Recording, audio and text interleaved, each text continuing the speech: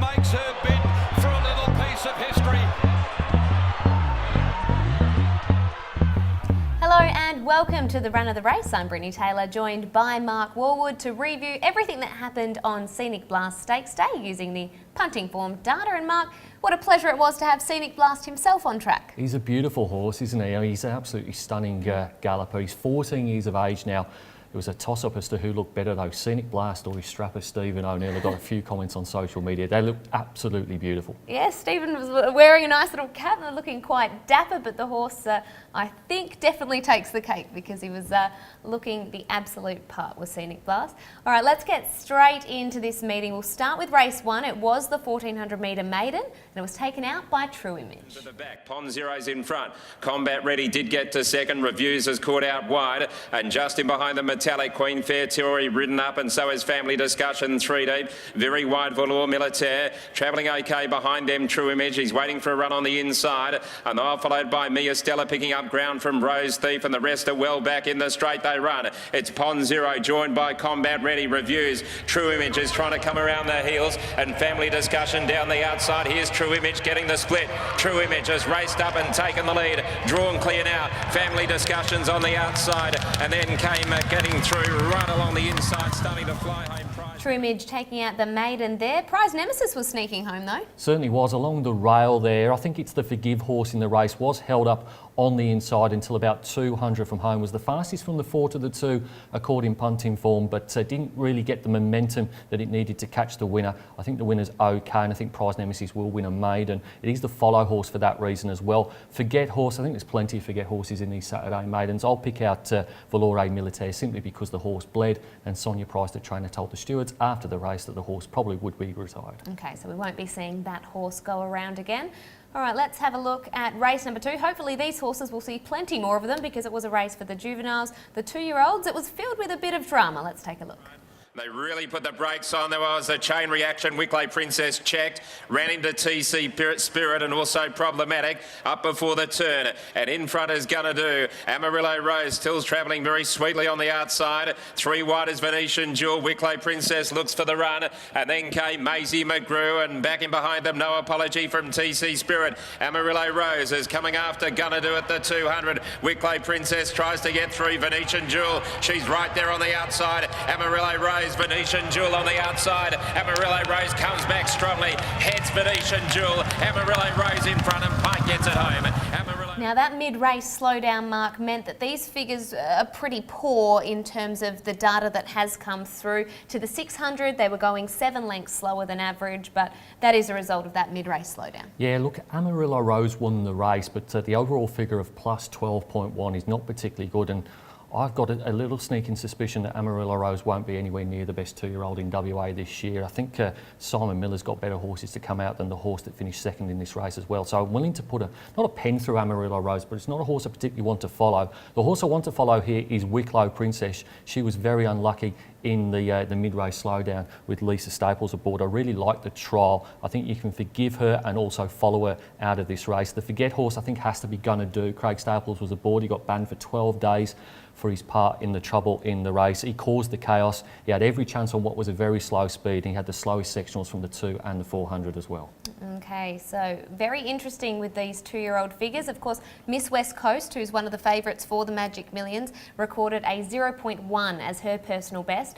Well, Amarillo Rose on the weekend, that figure nowhere near that. With that being said, in the initial plate, the one that Amarillo Rose won, she recorded a figure of 2.4. So we know she's a lot better than what she did on the weekend, but we still need to see a little bit more this preparation. All right, let's have a look at race number 3. This was taken out by Cryptic Love. 4th Fairview got caught out 3 wide. Carheelan's in the centre, and getting up on the inside is Snow Chino before the corner. It's Swanky Lass with the lead from Liberty Magic. Fairview doing it tough today. It's out 3 wide. The Finest is in the middle. Over on the inside, Cryptic Love. Now Carheelan's about to get to the outside, and then Snow Chino as they come around the bend. Swanky Lass in front. Cryptic Love is trying to get out. Travels okay. It's coming after the leader now. Snow Chino the inside. Down the outside, Fairview, and Carheelan Pike is winding it up with a good run as well. Here comes Carheelan right down the outside after Cryptic Love. Cryptic Love in front. Carheelan can't get there, and Cryptic Love Love fights off a late surge by Carheelan there.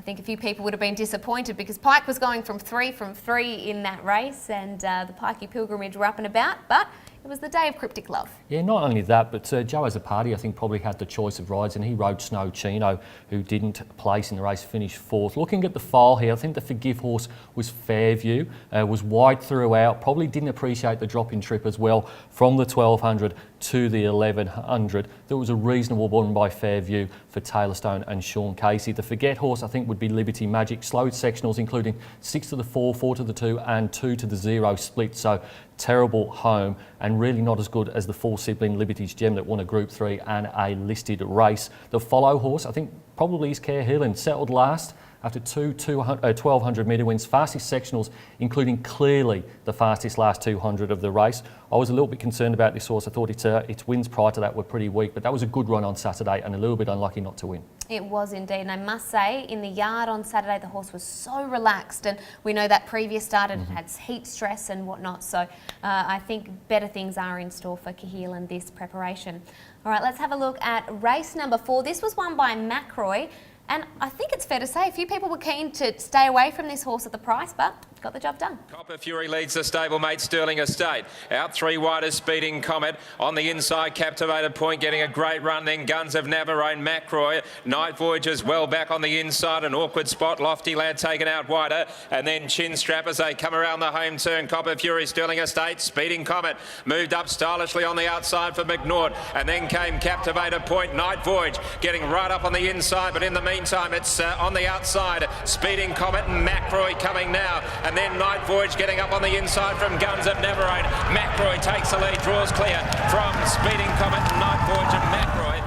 Macroy makes it 2 from 2 this preparation, recording an overall figure of -3.4. It was a very even run race actually. The tempo was almost spot on average for a 1,000 metre. Yeah, it was a good race, interesting race. I'm willing to forgive a few here. Night Voyage is certainly worth a mention. Missed the start by a couple of lengths and then got a run on the inside with 61.5 kilos before the claim. I thought Speeding Comet was tough again. It was wide again, drew another wide gate. I think Speeding Comet will be winning a race in this grade shortly, finished second. The Forget horse, I think, has to be Captivated Point. Was blocked the previous start, but no such excuses in town on Saturday. And the Follow horse, well, she made me eat my words. I thought she was the lay of the day. I certainly thought she was a false favourite in this race off what was a midweek win over Akvavit, who got beaten at odds on again last week as well. But this horse was really, really good. Fastest sectionals, and still doing a fair bit wrong. I think he wanted to lay in for Kate Whitten down the straight, and she had to work really hard to keep it in a straight line. I think she has got a little bit more improvement to come. No, I'll put my hand up as well. She surprised me, so definitely a horse that I think we're starting to take a little bit of notice of this preparation. Definitely have got her in great form. Okay, that is a look at the first half of the meeting. We'll take a quick break, and on the other side we'll look at the back half, including the Scenic Blast Stakes. At TABtouch, our bettering department comes up with new ways to better your betting experience, like putting better features at your fingertips, such as Sky Racing and Superpick. But if you think we're just doing what every other betting company does, think again. Because we're also giving a portion of every bet to fund a better racing industry and better your local.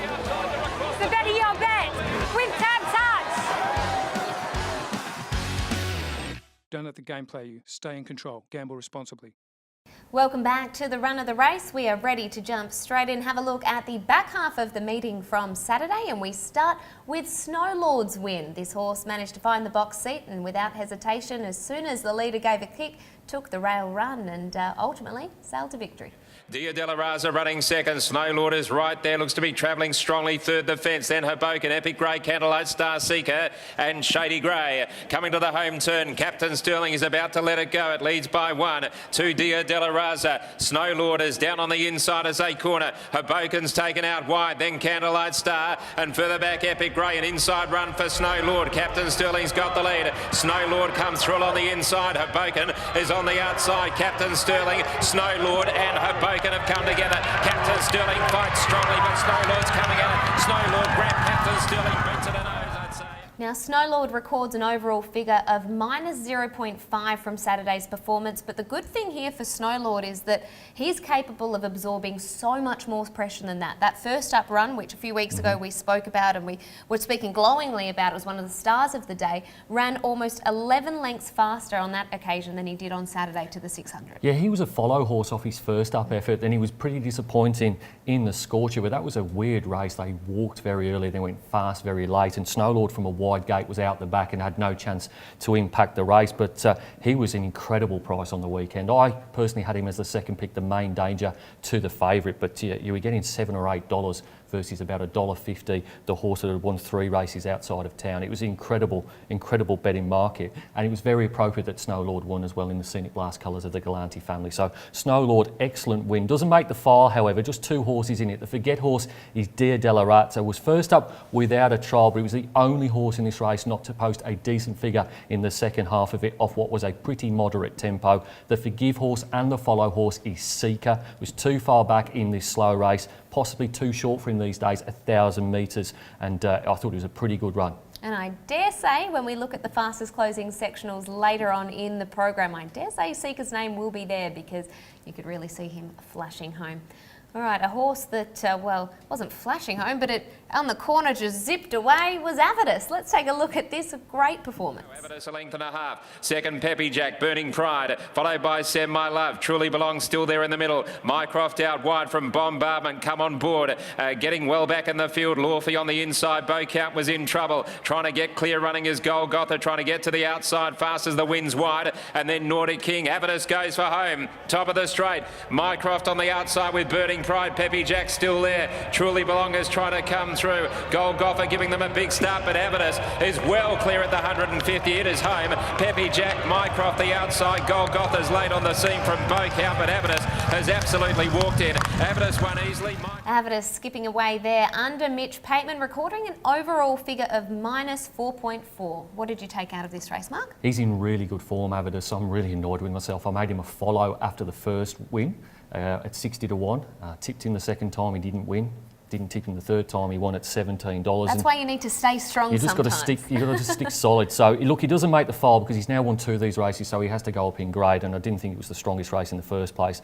Horses that make the file, Mycroft was in my figures on Saturday, finished second, was wide throughout. Certainly this horse's best run at Ascot by a very long way and beat everyone bar Avidus. The Forget horse is Send My Love, unjustified hype around this horse, I'm afraid now. I'm simply not buying the excuses that were in the steward's report. Race flat, race closer in the field was the excuse the connection's given. I just think it was dead set ordinary. The Follow horse, I'm going to stick with him, Beaucount. Look, he didn't lead this race and I didn't understand why.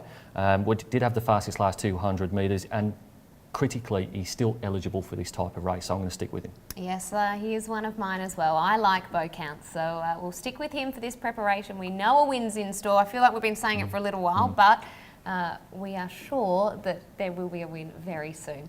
Okay, this is the feature event of the day, the Scenic Blast Stakes, and it was all about Lindsay Smith here taking out the Quinella. A shade wide from First Among Equals, going through near the inside over Lockroy, Red Aura, and still last is Prophet Street as they come up towards a home turn. So Belter with the lead. Misty Metals right there, 3/4 away. A length and a half away is G-Boss, then Just Act Natural, followed by Mr. Motown. Rebel King is trying to come through. First Among Equals is weaving clear. Belter in front of the 200. Misty Metal has raced up. G-Boss on the outside. Also Mr. Motown is right there as well. And First Among Equals favourites gone now. G-Boss, Mr. Motown, and First Among Equals flashing. Mr. Motown, First Among Equals dive. Well, Mr. Motown taking out the Scenic Blast Stakes there. A surprise for most, but overall recorded a good figure, a minus 8.7. He's run that once before in his career, but they flew here, Mark.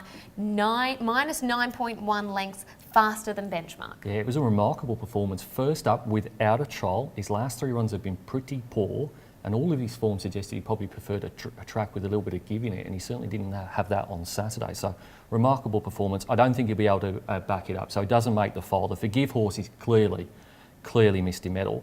Elevated heart rate, mild heat distress, but most importantly, 1,200 metres. I just don't think she gets 1,200 metres, certainly not at that tempo. So she's the Forgive. Back at 1,000 metres, I'm sure she could bounce back. The Forget horse, there's a few here possibly, Red Aura, but I'm going to go with Rebel King. He was never really in it, and he's run poorly now 2 or 3 starts in a row. The Follow horse, I found it difficult to go with anything here, but I thought Lockroy was pretty good, finished 4th equal, was wide from a wide gate, strong first up run, and not much luck, not only on Saturday, but also at the end of the last preparation. He's probably got a race in him. I agree. I think it'll be next start. Cyril Flower in 2 weeks over 1,200 metres. I think that's Lockroy's race. Hopefully he draws a gate because he was looking well on Saturday. He's only going to take benefit from that run. I think Lockroy is the play in 2 weeks' time. All right, one more race to go. Let's have a look at it. This is Crystal Valley. Making it the unluckiest horse has now put 2 wins together. Let's Twist. Third on the inside is Not a Mocker. Then Winorg. This away is ridden up from Feathers of Gold, taken out wider. Upward Others travels into an OK for Warwick. And Time to Hunt latches onto its back. Paddy Shadow also in that train as they corner. Ravelli's getting up on the inside behind them. Witnessing Court, Western King both held up at the back of the field. Around the turn, Corporate Larrikin is just in front. Let's Twist goes up on the outside. Upward Others is down the centre with Time to Hunt. They're both running home gamely now. It's Corporate Larrikin. Let's Twist the outside, hit the front. Time to Hunt's coming late. Crystal Valley from nowhere, absolutely flying. Look at Crystal Valley all over the top. What a win. Well, this was a huge performance by Crystal Valley. Recorded an overall figure of -6.9. It shows a little bit of versatility here because the previous race was won very differently. Yeah, it was won about +12, so this is about 20 lengths better than his performance last start, and she's exploded off both of them. That was over a little bit further. I think it was the 2,100 metres. This was the 18 on Saturday. She's the Follow horse for mine. Fastest sectionals, including the fastest splits. So not only the cumulative, but the individual as well, from the 2 to the 0, 4 to the 2, 8 to the 6, and 10 to the 8. Really good run by Crystal Valley, and I think will improve again when she goes back up in trip. The Forget horse is Not a Mocker. Found this grade a bit too hard. The excuse in the steward's report was the travel from Albany. That's just not washing with me. And the Forgive horse, Let's Twist. It looks sat close to what was a pretty good tempo, easily the best of the on-speed brigade, and has gone to another level this campaign. Probably better suited over the 1,800 metres. It was a good run. She's in absolutely flying form and a horse that seems to have relaxed a lot. She's one that goes straight to the barriers, but she's getting better and better with every start. So Let's Twist, one to definitely keep an eye on this campaign. Okay, let's have a look at the meeting in its totality. Who makes the best overall? Well, we had a listed race, so unsurprisingly, the best overall performance of the day was Mr. Motown at -8.7. But the best class racing, and therefore a horse probably worth following, is Crystal Valley. -6.9 overall, -7.8 for the class. And then looking at the sectionals, you mentioned it before, Brittany, Seeker was an eye-catching run in the Pikey Pilgrimage Tour Trophy. Fastest last 200, 400 and 600. And also a mention for Hoboken, who Chris Nation told me before the race on Saturday thought would run a cheeky race, and it certainly did. He really did, actually. Hoboken was one of the other eye catchers, but Seeker, well, you couldn't miss it flying home. All right, we'll take a quick break, and on the other side, let's have a look what the tip star of the week managed to find for their selections. Think all betting companies hold their profits? Not Tab Touch. Not only do we give you a better betting experience on your mic, but out here, a portion of every bet funds a better racing industry. Helps better your race club. Come on! Oh! And helps better local sport. Hey guys! So better your bet with Tab Touch. Don't let the game play you. Stay in control. Gamble responsibly. Welcome back to the run of the race, where we are up to the part of the show where we have a look at the tipping competition. Each week we talk about whether it was a moving day or not a moving day, a bit like golf, and this week, Mark, was certainly a moving day. Certainly was. Look at that score you could have got if you got the entire card. 4,769 points were on offer. You had to have every winner barring race number 2. You'd been better off having Maisie McGrew instead of Amarillo Rose, but some really big price winners, including the last 3. And the quaddie, I think, paid about $170,000 on track. Oh, imagine getting that quaddie. It was definitely very big. Okay, let's have a look what the winner selected. Craig Leach, who goes under the alias of King Chief, didn't pick a winner, but had Mr. Motown as his best bet. One win can do it all. Certainly can. You can see the strategy there as well. Night Tempest, Venetian Jewel, Snow Chino, Guns of Navarone, Candlelight Star, Peppy Jack, Up With Others and Mr. Motown. So Craig clearly went in there with a strategy of no guts, no glory. He's gone with outsiders in every single race. He's got 4 place dividends and just that one winner, 3,577 points, and it's put him in a pretty good position on the overall ladder. It's put him in 3rd place. One good round has catapulted him up. He's only 300 or so points behind the leader here in Gray's Guns. I like some of these aliases that they do come up with. So one good round. Now I think we'll start seeing him play a little bit more conservative, I would imagine, to try and keep that spot up the top. Of course, won't get the chance to do so this week though. We're having a break here at Ascot for the Magic Millions race day. Yes, it's the big day down at Pinjarra Park. The 2 Magic Millions races, the Pearl Classic as well, and the draw for the Magic Millions races will be on Tuesday night after we take this segment.